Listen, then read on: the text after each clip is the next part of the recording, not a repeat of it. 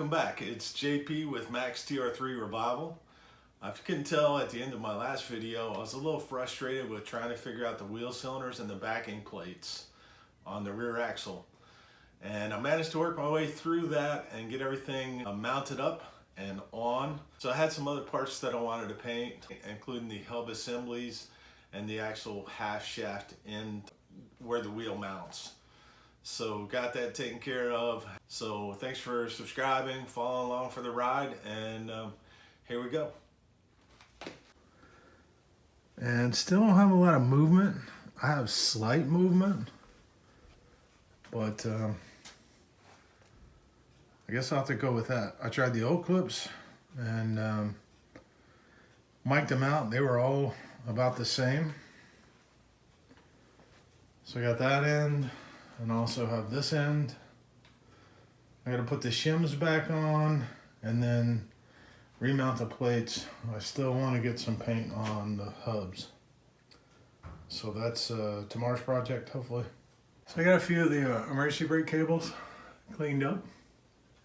I got the ends painted. So they're looking pretty good. One of them has a broken spring. I don't know if you can see that. And I don't know what that spring's purpose is. I looked in the Moss catalog and in Roadster Factory's catalog, and there isn't a replacement.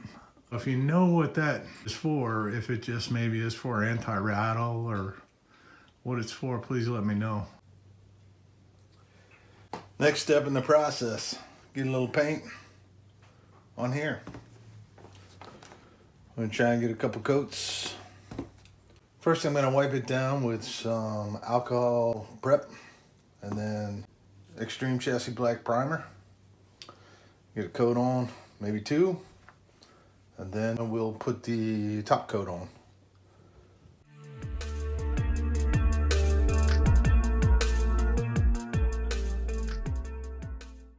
When the garage is not the optimum temperature for painting according to what's on the cans, sometimes you have to work your way around it.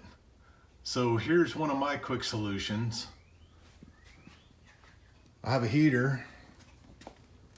It's about a 5,000 watt heater that I use to keep the temperatures in the garage really nice. So what I do is put the part in front of it. Of course, I cut the heater on and then let the part sit there for, say, 5 minutes, and then we're ready to paint.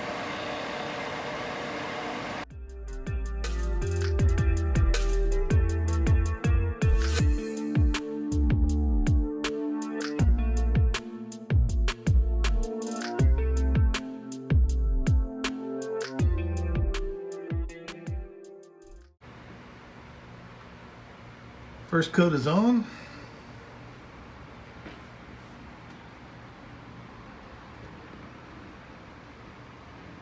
I think that's gonna look really good. One more part that I need to top coat tonight. And here's one piece that I thought was cleaned up, but was not. That one will be tomorrow. The lonely forgotten part that wasn't cleaned up has now been painted.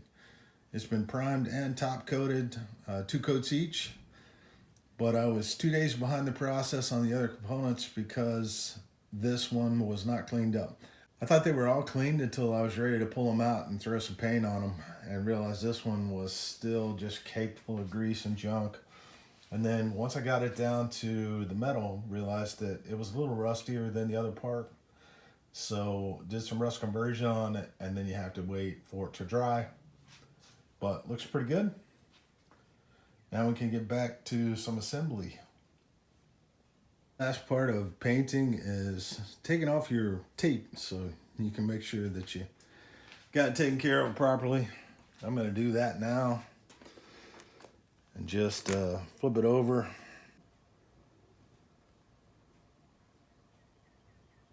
Take the top part off.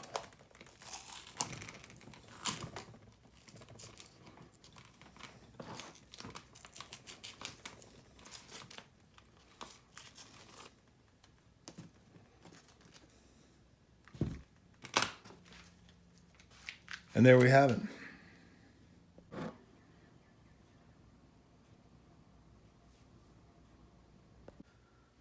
So this is where you can tell that the work paid off.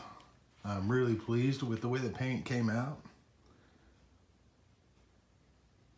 This obviously is the part the axle goes to, and this little piece on the end here is the hub assembly retainer, I guess is what you call that. So the shims will actually go behind, and then there's retainers for that. Then this mounts on, and the screws come from the back side, and then the axle will be attached here. And then that goes back through. Of course, I still need to mount the brake shoes. And then around back here is where the bolts and the retainer clips will go. So the low clips need to be peened over. Not quite ready for that, but I can put the bolts in just to hold everything together. Looking pretty good.